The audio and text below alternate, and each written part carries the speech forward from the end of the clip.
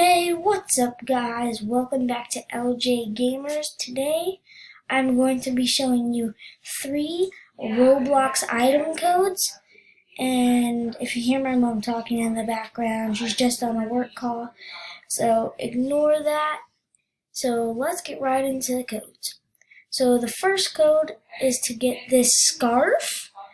The code to get it is in all caps, and it is Liverpool FC scarf, and you can redeem it. It says invalid for me because I already have it, so hopefully it worked for you.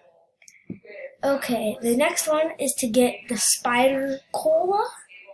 So the code is all caps SPIDERCOLA, and it should work for you. So then the last code I'm going to be giving you is to get this cute little bird. The code is all caps TWEETROBLOX,